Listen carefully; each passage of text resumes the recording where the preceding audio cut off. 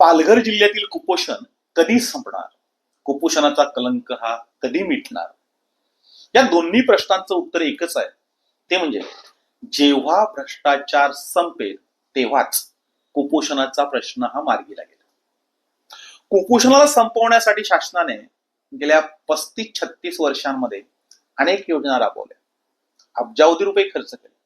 मात्र कुपोषण संपलेलं नाही, उलट ते वाढतच आहे. फक्त कागदोपत्री ते कमी जास्त दाखवलं जातं.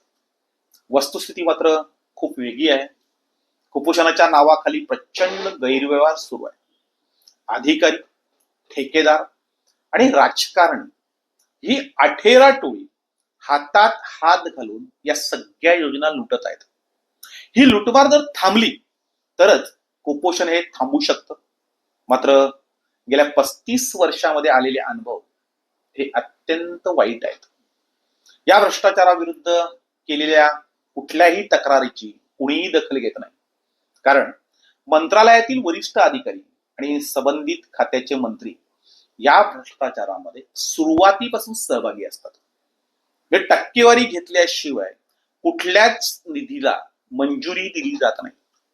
कुठलीच योजना ही पैसे घेतल्याशिवाय सुरू होत नाही. म्हणजे टक्केवारी हाच खूप मोठा अडथळा याच्यामध्ये आहे. आणि याचाच अर्थ खालपासून वरपर्यंत कुपोषणाच्या नावाखाली फक्त लुटमार सुरू आहे. त्यातच कुपोषणाची समस्या ही फक्त आरोग्य विभागाकडून सोडवली जाऊ शकत नाही. कारण या जिल्ह्यातील सर्व समस्या या एकमेकांशी जोडलेल्या आहेत. जे पालघर जिल्ह्यामध्ये प्रचंड बेरोजगारी आहे, शिक्षणाची कमतरता आहे, व्यसनाधीनता आहे, प्राथमिक आरोग्य केंद्र आणि त्यांची झालेली दुर्दशा हा फार मोठा प्रश्न आहे.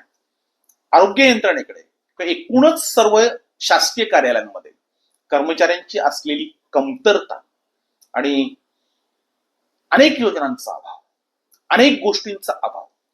म्हणजे आरोग्य केंद्रांची दुर्दशा झालीच, पण त्याचबरोबर प्यायला शुद्ध पाणी नाहीये, प्रवास करायला रस्ते नाहीयेत, विजेची समस्या ही भयावह अशी आहे. आणि एकूणच शासकीय कार्यालयातील अधिकाऱ्यांची ज्या जिल्ह्याबाबत असलेली मानसिकता हाही प्रमुख मुद्दा या कुपोषणाच्या आड येतोय. या सगळ्या कारणामुळे कुपोषण कमी व्हायच्या ऐवजी ते वाढतच चाललंय. सर्वात महत्वाचं म्हणजे कुपोषण संपलं तर भ्रष्टाचार कसा करणार हाही प्रश्न सर्वांसमोर आहे. आणि म्हणूनच कुपोषण संपू नये आणि त्या माध्यमातून आपल्याला निधी येत राहावा, त्या माध्यमातून आपण भ्रष्टाचार करत राहू, यासाठी चाललेली धडपड ही कुपोषण कधीही संपू देणार नाही.